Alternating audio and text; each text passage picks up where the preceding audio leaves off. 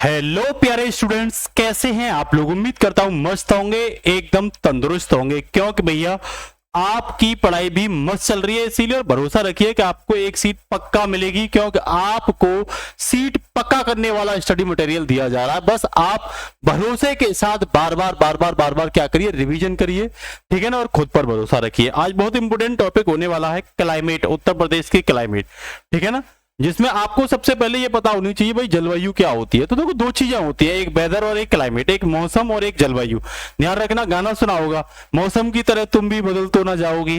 मतलब मौसम जो है ना वो बहुत जल्दी से चेंज होता है, ये चेंजेबल कंडीशन है, ये बदलाव लाता है बहुत जल्दी से, कभी ठंडा कभी गर्म कभी वर्षा वाला, इस तरीके से। लेकिन जो जलवायु होती है ये काफी लंबे समय बाद क्या होती है, परिवर्तित होती है, नहीं तो लगातार ये जैसी है वैसी बनी रहती है। तो देखो दे क्या रखा है, किसी स्थान के मौसम का दीर्घकालिक औसत कह रहा है वो भाई जो मौसम है वो लगभग 30 से 50 वर्ष के बीच में क्या होता है, बदलाव की ओर आता है, उसे जलवायु कहते हैं, ठीक है ना।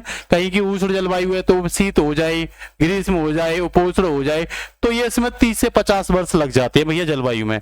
उत्तर प्रदेश की जलवायु की बात करूं, देखो यहाँ जो ये जो मौसम शब्द है ये मौसम से लिया गया है, जो अरबी भाषा का, ये कई बार पूछ लिया जाता है। उत्तर प्रदेश की जलवायु की बात करें तो उष्ण कटिबंधीय मानसूनी जलवायु है। कर्क एवं मकर रेखा के बीच का क्षेत्र है उत्तर प्रदेश। जब आप उत्तर प्रदेश का मैप देखोगे तो कर्क और मकर रेखा के बीच में कौन पड़ता है। वैसे तो अगर बात करूं तो देखो ऊपर उसके कर्क रेखा के जस्ट ऊपर है, ये ध्यान रख लेना, ठीक है ना। तो मैं वैसे इंडिया की बात करूं तो कर्क रेखा इंडिया के बीचों बीच से जाती है, ठीक है, लेकिन उत्तर प्रदेश उसके उत्तर में पड़ता है। ध्यान रखना, कह रहा ऋतु परिवर्तन के साथ दिशा बदल देने वाली पवनें क्या करती है, मौसम को बदलती हैं, ठीक है ना। इसके साथ आगे देखिए, कह रहा उत्तर प्रदेश की जो जलवायु है उसे दो भागों में देखा गया है। एक तो आर्द्र एवं उपोष्ण जलवायु, मतलब नमी है और भैया गर्म भी है, ठीक है। एक उपाद्र एवं उष्ण जलवायु, मतलब उष्ण और उपाद्र भी है, ठीक है ना, आर्द्रता भी साथ में है। कह रहा है आर्द्र एवं उपोष्ण जलवायु वो होती है 100 से 100 सेंटीमीटर वर्ष में क्या होती है, वर्षा होती है। भैया उस जलवायु को क्या कहते हैं, उसे आर्द्र एवं उपोष्ण जलवायु कहते हैं। जहां साधारणतः एवं उपोष्ण जलवायु होती है, कह सकते हो कम वर्षा, 80 से 100 सेंटीमीटर वर्षा होती है, उसे हम क्या कहते हैं भैया, उपाद्र एवं उष्ण जलवायु कहते हैं। वैसे उष्ण जलवायु विषुवत रेखा की होती है, ठीक है। अधिक वर्षा वाला क्षेत्र है ये, इसमें कौन कौन आते हैं भैया, तराई वाला क्षेत्र आता है उत्तर प्रदेश का और पूर्वी क्षेत्र आता है। ध्यान रखना, तराई वाले क्षेत्र में 120 से 150 सेंटीमीटर वर्षा होती है और पूर्वी क्षेत्र में 100 से 120। लेकिन इसमें कौन आएगा जहां कम वर्षा होती है, तो उत्तर प्रदेश का पश्चिमी उत्तर प्रदेश या मथुरा वगैरह वाला क्षेत्र है। उत्तर प्रदेश में सबसे कम वर्षा कहाँ होती है, मथुरा वाले क्षेत्र में। सबसे अधिक वर्षा कहाँ होती है भाई, बलिया वाले क्षेत्र में, ठीक है। बलिया गोरखपुर वगैरह ये क्षेत्र है, यहाँ सबसे ज्यादा वर्षा होती है। तो देखो पश्चिमी उत्तर प्रदेश, मध्यवर्ती उत्तर प्रदेश, बुंदेलखंड, ये कम वर्षा वाले क्षेत्र, और यहाँ की भैया उपाद्र एवं उष्ण क्या है, जलवायु है। ये मैंने आपको बता ही दिया है पहले ही, ठीक है।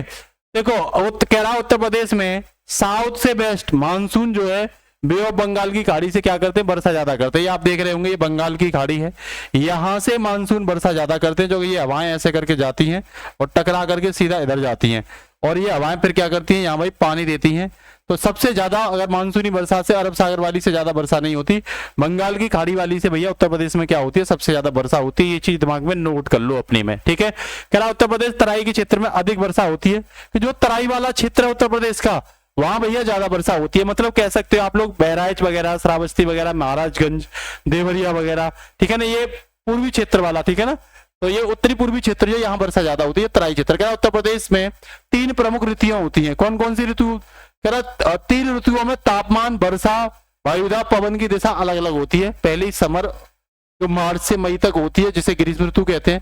कह रहा कर्क रेखा के निकट होने के कारण उत्तर प्रदेश के तापमान में क्या होती है, वृद्धि। आपको पता ही है 23.5 डिग्री नॉर्थ जो कर्क रेखा होती है, बेटा ध्यान रखना। देखो ये वर्ल्ड है, ये 0 डिग्री रेखा है, ये 23.5 उत्तर है, ये 23.5 दक्षिण है, ये 23.5 नॉर्थ, इसे कर्क रेखा कहते हैं, ट्रॉपिक ऑफ कैंसर कहते हैं। और भैया ये 23.5 डिग्री क्या है, साउथ है, इसे मकर रेखा कहते हैं, ट्रॉपिक ऑफ कैप्रिकॉन कहते हैं। ये इक्वेटर लाइन है 0 डिग्री। तो उत्तर प्रदेश देखो यहाँ पड़ता है, इसके ऊपर यहाँ पड़ता है, ठीक है। तो कह रहा है यहाँ पे अब कर्क रेखा पास होने की वजह से तापमान अधिक होता है। कह रहा बुंदेलखंड क्षेत्र का तापमान तो और भी ज्यादा होता है, क्योंकि वो कर्क रेखा के ठीक पास में ही होता है, ठीक है ना। इसके साथ ही आगे अगर मैं बात करूं तो आप देख रहे होंगे यहाँ उत्तर प्रदेश है और ये उत्तर प्रदेश का पठारी भाग है जो बुंदेलखंड है। बुंदेलखंड में 7 जिले आते हैं, इन्हें बार बार याद कर लो और कमेंट में लिखो कौन कौन से 7 जिले हैं बुंदेलखंड में जो आते हैं, कमेंट में लिखो। और ये भी बताइए बुंदेलखंड में जो एमपी का पार्ट है उस एमपी के कितने जिले आते हैं। कह रहा उत्तर प्रदेश में अधिकतम औसत जो वर्षा होती है वो टेम्परेचर जो होता है तापमान वो 36 से 39 डिग्री सेल्सियस एवरेज टेम्परेचर रहता है उत्तर प्रदेश में। न्यूनतम की बात करोगे तो 21 से 23 डिग्री सेल्सियस उत्तर प्रदेश का क्या है भैया टेम्परेचर है। कहीं से भी फैक्ट पूछा जा सकता है, मोस्ट इंपोर्टेंट है। कह रहा मार्च से जून के बीच तापांतर कितना रहता है, तापांतर 14 डिग्री सेल्सियस। ये तापांतर क्या होता है, रेंज ऑफ टेम्परेचर, मतलब मैक्सिमम टेम्परेचर कितना है और मिनिमम टेम्परेचर कितना है उसके बीच का जो अंतर होता है उस अंतर को बेटा तापांतर कहते हैं। तो ये 14 डिग्री सेल्सियस जून के महीने में सबसे ज्यादा वर्षा होती है क्योंकि भैया मानसून ही जून में ही आते हैं, ठीक है ना। कह रहा ग्रीष्म ऋतु में तापमान में वृद्धि के कारण उत्तर प्रदेश में गर्म और शुष्क पवनें चलती हैं जिन्हें लू कहते हैं। आपको पता है लू हमारे यहाँ की स्थानिक लोकल विंड है जो पश्चिम से चलती है बहुत तेजी के साथ। कह रहा सर्वाधिक गर्मी कहाँ रहती है, आगरा और झांसी में। सबसे कम गर्मी कहाँ रहती है भैया, बरेली में। एक एक क्वेश्चन पूछा जाएगा। कह रहा धूलभरी आंधी और गरज वाले तूफान से कहीं कहीं क्या हो जाती है, उस समय पर वर्षा हो जाती है, ठीक है ना। तो धूल भरे गरजे हुए बादल आते हैं तो कहीं कहीं वर्षा कर देते हैं। वर्षा ऋतु की बात करें तो ये जून से सितंबर तक रहता है, ध्यान रखना जून से सितंबर उत्तर प्रदेश में वर्षा ऋतु होती है। मानसून आते हैं इस समय पे। सबसे ज्यादा वर्षा कौन से मानसून लाते हैं भैया, साउथ वेस्ट मानसून लाते हैं जो बंगाल की खाड़ी से क्या करते हैं, वर्षा करते हैं। जो ये वाले जाते हैं साउथ वेस्ट वाले और बंगाल की खाड़ी से क्या करते हैं भैया, वर्षा करते हैं। इस तरीके से क्या करते हैं, वर्षा करते हैं। सर्वाधिक वर्षा जुलाई और अगस्त में होती है उत्तर प्रदेश में और सबसे ज्यादा कहाँ होती है, गोरखपुर में। मैंने अभी बताई थी 184 सेंटीमीटर वर्ष में क्या होती है, वर्षा होती है। न्यूनतम मथुरा में होती है, ये मैंने बताई थी जो पश्चिमी साइड में है। अरब सागर की शाखा से बुंदेलखंड में कुछ वर्षा होती है। तो बुंदेलखंड वाला क्षेत्र वैसे तो सूखा सा ही रहता है भाई, पठारी क्षेत्र है, लेकिन अरब सागर वाली शाखा से यहाँ पे क्या देखने को मिलती है, वर्षा देखने को मिलती है। अब ये शीत ऋतु आ गई भाई, ये नवंबर से फरवरी तक होती है। पूछ लिया जाता है सबसे ठंडा महीना इसमें क्या होता है उत्तर प्रदेश में, भाई जनवरी का महीना होता है। चक्रवात आते हैं, पश्चिमी विक्षोभ भी आता है भूमध्य सागर से उत्तर प्रदेश की ओर। कह रहा चक्रवात द्वारा उत्तर प्रदेश के पश्चिमी भाग में क्या हो जाती है, वर्षा हो जाती है। जो पश्चिम वाला भाग है ना राजस्थान और उससे ऊपर वाला भाग, यहाँ जो वर्षा होती है बेटा वो चक्रवात की वजह से होती है जो भूमध्य सागर से आ रहा है। इसे महावट भी कहते हैं क्योंकि इस समय गेहूं की बुआई होती है, तो गेहूं की बुआई के समय पहली वर्षा हो जाती है, इसे इसीलिए से महावट भी कहते हैं। रबी की फसल के लिए काफी क्या होती है बेटा, लाभदायक होती है, काफी लाभदायक। इससे ठंड भी बढ़ जाती है। ये आप देख रहे होंगे ये मैदानी क्षेत्र है जहां गर्मी रहती है, ये पठारी क्षेत्र है ये वाला, ठीक है ना। ये क्षेत्र गर्म रहता है काफी ज्यादा और ये ऊपर वाला क्षेत्र क्या रहता है, ठंडा रहता है, ठीक है ना। ये चीज ध्यान रखना। और बड़े क्षेत्र की बात करें तो ये क्षेत्र बड़ा रहता है इसका यूपी का। आगे चलिए भैया खनिज की बात करें, उत्तर प्रदेश के खनिज। तो भैया उत्तर प्रदेश खनिज क्या होते हैं, चट्टानों में जो भी उपस्थित होते हैं खोद करके निकाले जाते हैं उन्हें खनिज कहते हैं। खनिज प्राकृतिक रूप से होता है, ठीक है। तो बुंदेलखंड क्षेत्र जो पठारे है ना, प्लेटू पठारों के नीचे दबे होते हैं खनिज, भाई दिमाग में डाल लो। तो कह रहा खनिजों की खोज एवं विकास के लिए उत्तर प्रदेश को काफी, बुंदेलखंड क्षेत्र को काफी जाना जाता है। 1955 में भूतत्व एवं खनिज कार्य निदेशालय बनाया गया था। 1955 में याद कर लेना भाई खनिज के लिए। 1974 में उत्तर प्रदेश खनिज विकास निगम की स्थापना की थी।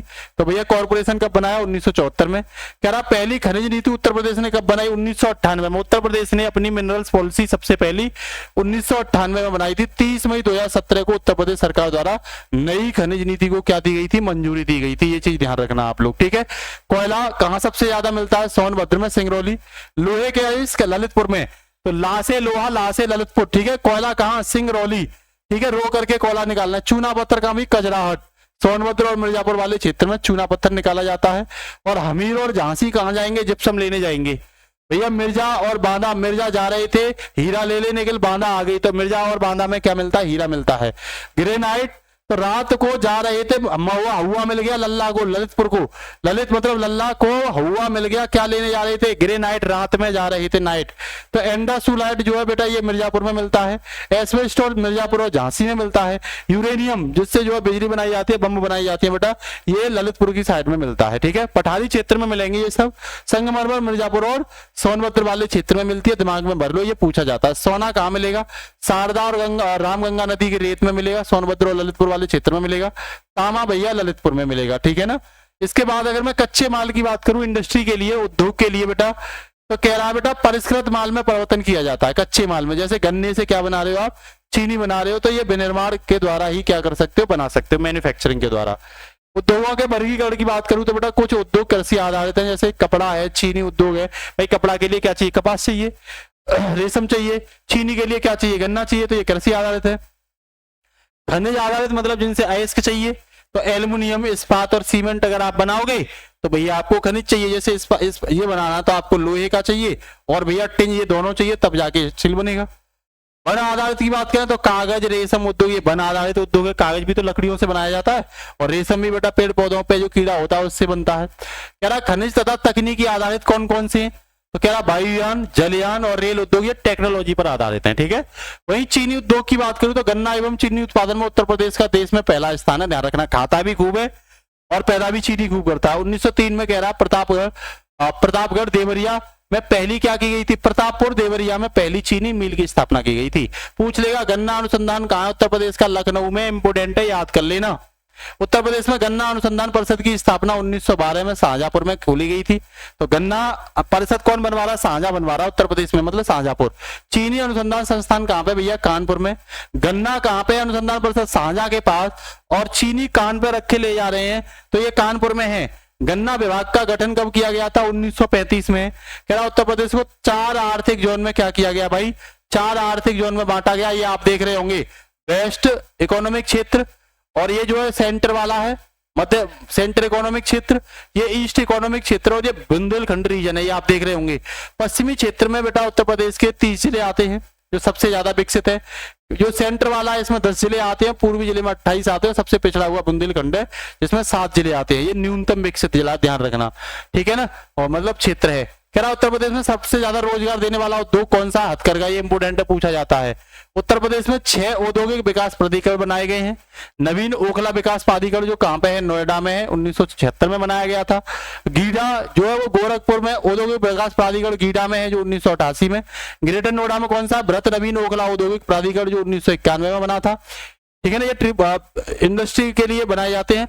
लीडा कहां पे बेटा, लीडा तो ये लखनऊ औद्योगिक विकास प्राधिकरण जो 2005 में है, लीडा में है ये। और सतहरिया सीडा में कौन सा, सीडा तो ये 1989 में बनाया गया था। और हीड़ा कब बनाया गया बेटा, तो ये यमुना एक्सप्रेसवे के समय 2001 में बनाया गया था, ये ध्यान रखना। तो ये 6 क्षेत्र हैं, ध्यान रखना।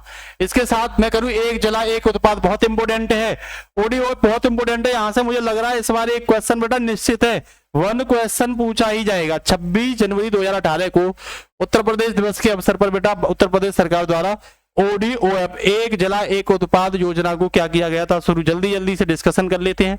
आगरा में क्या है बेटा, चमड़ा उत्पाद और स्टोन मार्बल से निर्मित सभी हस्तशिल्प उत्पाद ODF में शामिल है। अलीगढ़ में भैया ताले और हार्डवेयर और मेटल हैंडीक्राफ्ट शामिल है, अलीगढ़ हमारा है। आजमगढ़ में बेटा काली मिट्टी की कलाकृति एवं वस्त्र उत्पाद रेशम है। अमरोहा में बांध यंत्र है, देख रहे होंगे, और रेडीमेड गारमेंट्स भी है। और यहाँ में दूध प्रसंस्करण, देसी घी वगैरह। अयोध्या में बेटा गुड़ बहुत बढ़िया मिलता है, ये ODF में शामिल है। और अम्बेडकर नगर में बेटा वस्त्र उत्पाद है। अमेठी में मूज उत्पाद है। बहराइच में गेहूं डंठल से कलाकृति, हस्तकला और खाद्य संस्करण है। जरी जरदोजी जो है बेटा बदायूं में है। होम फर्सिंग कहाँ पे है, बांग्लादेश बागपत में। बरेली में क्या है बेटा, जरी जरदोजी एवं बांस के उत्पाद, ठीक है ना, बांस से बने हुए उत्पाद, ये देख रहे होंगे। बलिया में बिंदी उत्पाद, बिंदी सबसे ज्यादा बलिया में मिलती है और ये रखा गया। बलरामपुर में खाद्य प्रसंस्करण, दाल वगैरह स्पेशल। और सजर पत्थर शिल्प जो है बेटा बांदा में मिलती है। बस्ती में काष्ठ कला एवं सिरका उत्पाद। भदोई में बेटा कालीन दरी। बिजनौर में बच्चों काष्ठ कला मिलती है। वहीं अगर मैं बात करूं तो बाराबंकी में वस्त्र उत्पाद। चंदौली में जरी जरोदी काला चावल। और फरुखाबाद में bed sheet, iron seat fabrication और जरी जरोदी मिलता है, ठीक है ना। और सिरेमिक उत्पाद जो है बेटा वो बुलंदशहर में मिलते हैं, ये देख रहे होंगे आप। चित्रकूट में बेटा लकड़ी के खिलौने और काष्ठ फल उत्पाद मिलते हैं, काष्ठकल, ठीक है। देवरिया में काष्ठ कला, सजावट के सामान एवं कढ़ाई सिलाई के उत्पाद और रेडीमेड गारमेंट्स मिलते हैं। वहीं आप बात करोगे फतेहपुर में भी बेटा यहाँ चादर मिलती है। फिरोजाबाद में कांच के उत्पाद ODF में रखे गए हैं। गौतम बुद्ध नगर में रेडीमेड गारमेंट्स ODF में है, ठीक है ना, ODOP में है। इटावा में बेटा वस्त्र उद्योग, सराई उद्योग और वस्त्र कढ़ाई उद्योग शामिल है। एटा का शामिल है घुंघरू, घंटी एवं पीतल उत्पाद। जूटी बॉल और हिंगक जो है बेटा ये गाजीपुर में शामिल है, ठीक है। इसी के साथ हापुड़ में होम फर्निशिंग शामिल है। हरदोई की हैंडलूम, हाथरस की हींग इंपोर्टेंट है। और गाजियाबाद की बेटा अभियांत्रिकी सामग्री, गोंडा की खाद्य प्रसंस्करण, मक्का प्रसंस्करण। और गोरखपुर का बेटा टेरिकोटा एवं रेडीमेड गारमेंट शामिल है। और वहीं आप बात करोगे जालौन का हस्त निर्मित कागज उद्योग। जौनपुर का बेटा ऊनी कालीन है। कौशाम्बी का खाद्य प्रसंस्करण मतलब केले वगैरह से रिलेटेड बेस्ट है। और हमीरपुर का जूते झांसी के बेटा सॉफ्ट टॉयज और कन्नौज का क्या इत्र, भाभी के यहाँ का तो इत्र मिलेगा ही मिलेगा। बेटा कुशीनगर का केला फाइबर उत्पाद एवं केले के उत्पाद मिलते हैं यहाँ पे। लखीमपुर खीरी जनजातीय शिल्प और गुड़ उत्पाद मिलता है। और ललितपुर में भैया जरी, सिल्क, साड़ी, खाद प्रसंस्करण, स्कूल ड्रेस वगैरह, गारमेंट्स वगैरह मिलते हैं, ठीक है ना, ये शामिल किए गए हैं। कानपुर का देहात का शामिल किया गया एल्युमिनियम बर्तन और प्लास्टिक उत्पाद। कानपुर नगर का चमड़ा उत्पाद, हौजरी एवं टेक्सटाइल उत्पाद। कासगंज का बेटा जरदोजी शामिल है। वहीं लखनऊ की बात करोगे तो चिकनकारी एवं जरदोजी। प्रयागराज का मूज उत्पाद एवं फूड प्रोसेसिंग। महुआ का बेटा गोरा पत्थर एवं धातु शिल्प आप देख रहे होंगे। महाराजगंज का फर्नीचर शामिल है। मेरठ का खेल की सामग्री आप देख रहे होंगे। और मिर्जापुर का कालीन एवं मेटल शामिल है। वहीं आप देख रहे होंगे मैनपुरी का तारकासी कला सिलाई, ये सब शामिल है। मथुरा का बेटा सैनिटरी फिटिंग, ठाकुर जी की पोषक श्रृंगार मूर्ति वगैरह शामिल है। और वस्त्र उत्पाद मऊ के। पीलीभीत का बेटा बांसुरी लकड़ी उत्पाद है। मुजफ्फरनगर का गुड़, अयोध्या और मुजफ्फरनगर का गुड़। मुरादाबाद का बेटा धातु शिल्प शामिल है। और वहीं प्रतापगढ़ की बात करोगे तो आंवला उत्पाद प्रतापगढ़ में मिलेंगे। काष्ठकला रायबरेली की है।